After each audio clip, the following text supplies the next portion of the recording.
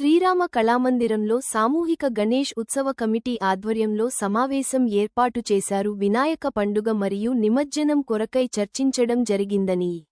ఈ నెల 27 ఆగస్టు 25వ తారీఖు వినాయక పండుగ, సెప్టెంబర్ 4, 25 గురువారం బాలవినాయకులు నిమజ్జనం 9 రోజులకి, సెప్టెంబర్ 6, 25 శనివారం పెద్ద వినాయకుల నిమజ్జనం 11 రోజులకి, అనంత చతుర్దశి రోజు అందరూ కూడా 11 రోజులకే నిమజ్జన కార్యక్రమం చూసుకోవాలి. సెప్టెంబర్ 7, 25 ఆదివారం రోజు చంద్రగ్రహణం రాత్రికి ఉన్నందున వినాయకులు 6వ తారీఖు రోజే నిమజ్జనం అయ్యేటట్టు అందరూ కూడా సహకరించి పండుగని శాంతియుతంగా నిర్వహించుకోవాలని గణేష్ సామూహిక ఉత్సవ కమిటీ సభ్యులు కోరారు.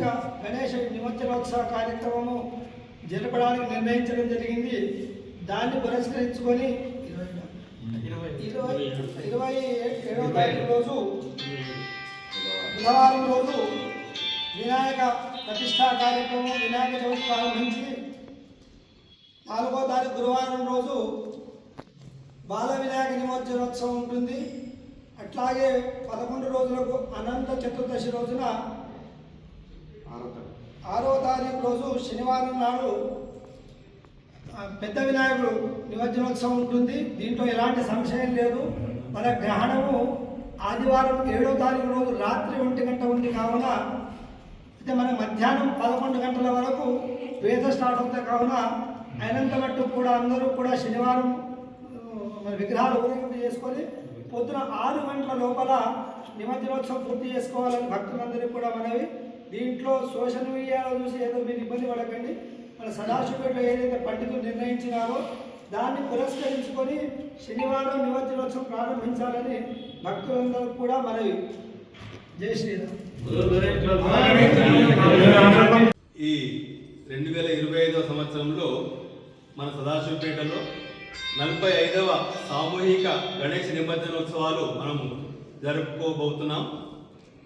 ఈ సందర్భంగా మన సదాశివపేట గణేష్ ఉత్సవ కమిటీ అందరూ కలిసి శ్రీరామ మందిరంలో ఈ విధంగా సమావేశం ఏర్పాటు చేసుకోవడం జరిగింది. సమావేశంలో ఈ సంవత్సరం ఏమైందంటే కొన్ని కన్ఫ్యూజన్స్ ఏర్పడ్డాయి. ఎప్పుడు నిర్ణయించాలి నిమజ్జన ఉత్సవం ఎప్పుడు అని. సోషల్ మీడియాలో వచ్చిన వార్తల సందర్భంగా రకరకాలుగా వస్తున్నాయి కాబట్టి ఖచ్చితంగా నిర్ణయం అనేది తీసుకోవడం జరిగింది. వినండి. వినాయక చవితి 27వ తేదీ బుధవారం నాడు వినాయక చవితి స్థాపన. తర్వాత బాల వినాయక నిమజ్జనోత్సవం 4వ తేదీ గురువారం. 4వ తేదీ గురువారం నాడు బాల వినాయక నిమజ్జనోత్సవం. తర్వాత పెద్ద వినాయక నిమజ్జనోత్సవము అనంత చతుర్దశి 6వ తేదీ నాడు, సెప్టెంబర్ 6వ తేదీ శనివారం నాడు మనము చేసుకుంటాం. అయితే కొంతమంది ఏమంటున్నారంటే ఆ రోజు తెల్లవారితే గ్రహణం ఉంటుంది కాబట్టి తొందరగా చేసుకోవాలని. అయితే ఇక్కడ మన వేద పండితులు అందరూ కూడా ఇచ్చిన నిర్ణయం ప్రకారం మరుసటి రోజు రాత్రికి ఉంది కాబట్టి ఆ మరుసటి రోజు ఆ తేదీ మారకముందే మనం 6వ తేదీ మారకముందే మన నిమజ్జనోత్సవ కార్యక్రమాలు ముగించుకుంటే బాగుంటుంది అని మన ఉత్సవ కమిటీ నిర్ణయించింది. కాబట్టి భక్తాదులందరూ ఎక్కడైతే వినాయకుడు స్థాపన చేసినారో అందరూ కూడా 6వ తేదీ రాత్రి ఆయనంత తొందరగా ఈ వినాయక నిమజ్జనోత్సవం ముగించుకొని ఎట్లాంటి ఒడిదుడుకులకు కాకుండా అందరూ సజావుగా చేసుకొని ప్రశాంతంగా నిమజ్జనోత్సవం చేసుకోవాలని ఉత్సవ కమిటీ తరఫున మీకు అందరికి కూడా విన్నవించుకుంటున్నాం.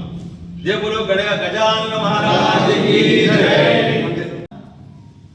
సదాశివపేటలో నిర్వహించేటటువంటి సామూహిక వినాయక నిమజ్జన కార్యక్రమానికి సంబంధించి ప్రతి సంవత్సరం మాదిరిగా ఈ సంవత్సరం కూడా రంగరంగ వైభవంగా నిర్వహించేందుకు అందరూ కూడా సిద్ధమైనారు.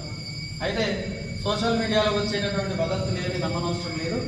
ప్రతి సంవత్సరం మాదిరిగానే చిన్న గణపతులు 9 రోజులు, పెద్ద వినాయకులు 11 రోజులు అనగా అనంత చతుర్దశి నాడు 6వ తేదీ నాడు నిమజ్జనం చేసుకోవాలని చెప్పేసి తెలంగాణ రాష్ట్రంలో ఉన్నటువంటి విద్వత్సభ నిర్వహించినటువంటి నిర్ణయాలు ఏవైతున్నాయో దానికి అనుసారంగానే మన సదాశివపేట ఉన్నటువంటి ఉత్సవ కమిటీ అదేవిధంగా వేద పండితులందరూ కూడా నిర్ణయించినటువంటి తేదీలు కాబట్టి చిన్న వినాయకులు 9 రోజులు, పెద్ద వినాయకులు 11 రోజులు యథావిధిగా ఈ యొక్క నిమజ్జన కార్యక్రమం నిర్వహించుకున్నారు. చిన్నవి 4వ తారీఖు, పెద్దవి 6వ తారీఖు. ఈ గ్రహణ విషయానికి వస్తే అది మరుసటి రోజు ఉంది కాబట్టి 12లోపు ఈ విజయవంతంగా పూర్తి చేసుకుందాం. ఎందుకంటే మనందరం కూడా సుఖ సంతోషాలతో ఉండాలి కాబట్టి గ్రహణ వేద మనకు తగలకంటే ముందే ఈ సదాశివపేట పట్టణంలో సామూహికంగా ఈ యొక్క నిమజ్జన కార్యక్రమాన్ని అందరం పూర్తి చేసుకొని సుఖ సంతోషాలతో ఈ వినాయక చవితి పండుగను జరుపుకుందాం. గజానన మహారాజ్ కీ జై.